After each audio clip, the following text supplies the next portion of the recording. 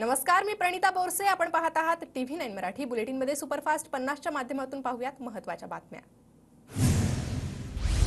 फडणवीसांच्या सागर बंगल्यावर भाजपची रात्री उशिरा बैठक. पियुष गोयल, लोढा दरेकरांची बैठकीला उपस्थिती.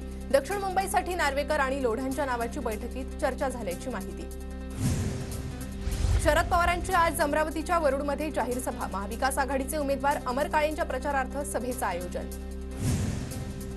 उद्धव ठाकरेंच्या आज बुलढाण्याच्या खामगावमध्ये सभा. नरेंद्र खेडेकर यांच्या प्रचारार्थ सभेचं आयोजन. भाजप अध्यक्ष JP नड्डा यांची आज बुलढाण्यातील वरवट बकाल येथे सभा. महायुतीचे उमेदवार प्रतापराव जाधवांच्या प्रचारार्थ सभेचं आयोजन. सकाळी 10 वाजता सभा. उपमुख्यमंत्री देवेंद्र फडणवीसांची आज राळेगावमध्ये सभा. महायुतीचे उमेदवार राजश्री पाटलांच्या प्रचारासाठी दुपारी 3 वाजता ही सभा, तर संध्याकाळी 7 वाजता पदाधिकाऱ्यांसोबत बैठक. उपमुख्यमंत्री अजित पवारांची आज आर्वीत दुपारी 4 वाजता सभा. महायुतीचे उमेदवार रामदास तडस यांच्या प्रचारार्थ पवारांची सभा. नाना पटोलेंची नांदेडच्या भोकरमध्ये आज सकाळी 11 वाजता सभा. महाविकास आघाडीचे उमेदवार वसंतराव चव्हाणांच्या प्रचारार्थ सभेचं आयोजन. दक्षिण मध्य मुंबईच्या जागेसाठी मनसेची आज सकाळी 11 वाजता बैठक. बैठकीला मनसे पदाधिकाऱ्यांसह महायुतीचे उमेदवार राहुल शेवाळे उपस्थित राहणार. अजित पवार गटाचा अमरावतीच्या सांस्कृतिक भवनात मेळावा. नवनीत राणांच्या प्रचारार्थ मेळाव्याचं आयोजन. अजित पवार उपस्थित राहणार.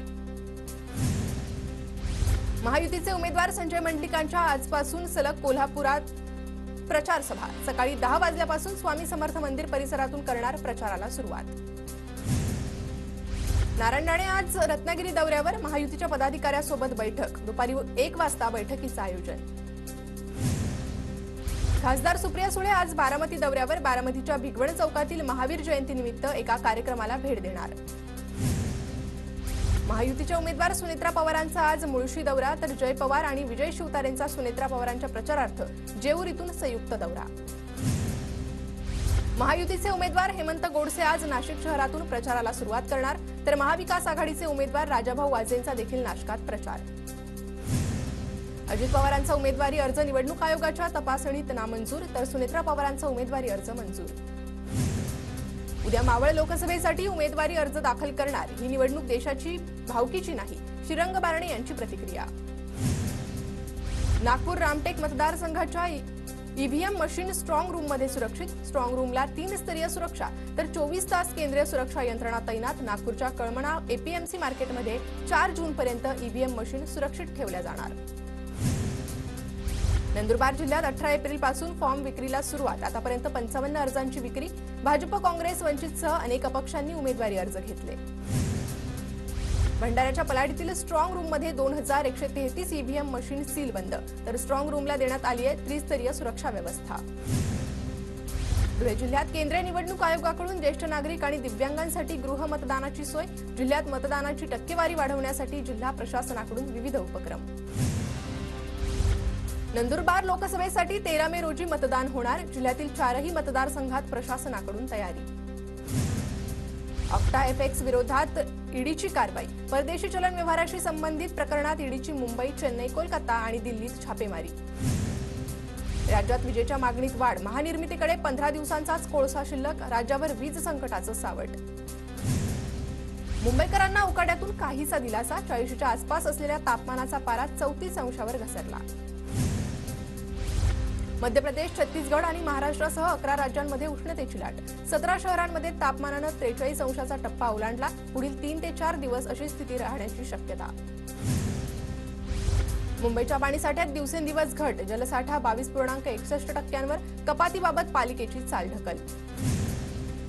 गोरेगाव, मालाड, कांदिवलीमध्ये 23 तारखेला सकाळी 10 वाजल्यापासून 24 तास पाणीपुरवठा बंद. पालिकेतर्फे 900 मिलीमीटर व्यासाची जलवाहिनी बदलण्याचं काम हाती. भंडाऱ्याच्या तकिया वॉर्ड मुख्य चौकातील 200 कुटुंबांना 2 महिन्यांपासून नळाचं पाणी बंद. नागरिकांची प्रचंड गैरसोय, तर पाणीपुरवठा विभागाचंही दुर्लक्ष.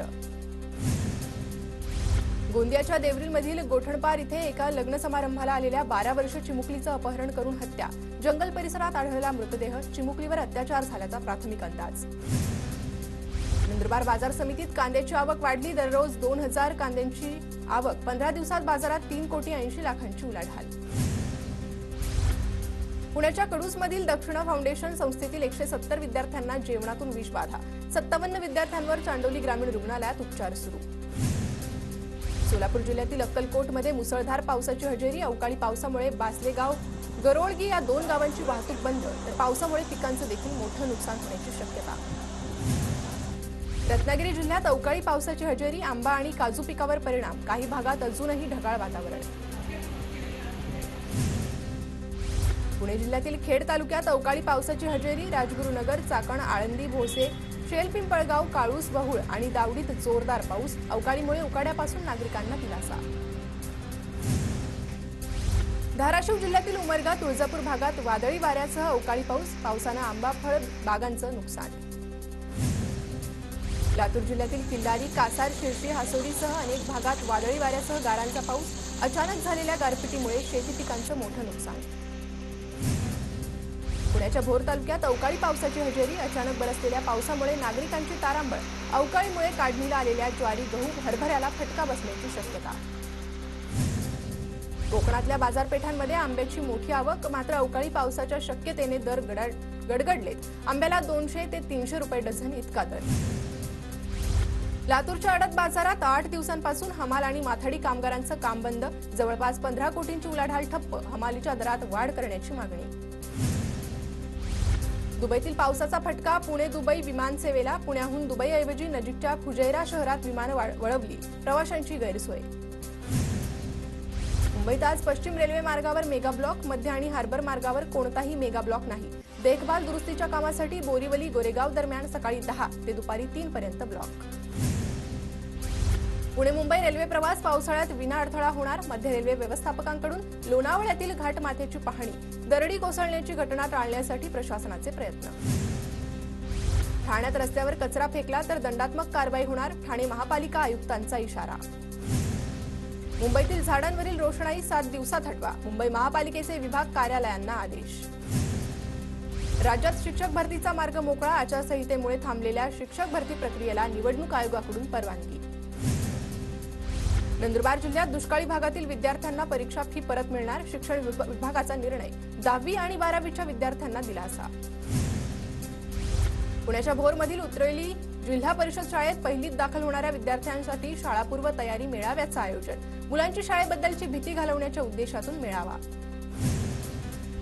नांदेडच्या किनाळामधील महादेव यात्रेनिमित्त 5,000 रुपयांच्या इनामी कुस्तीचं आयोजन. यावेळी विजेत्यांना, पैलवानांना चेअरमन भोसले आणि ग्रामस्थांकडून बक्षिसाचं वाटप.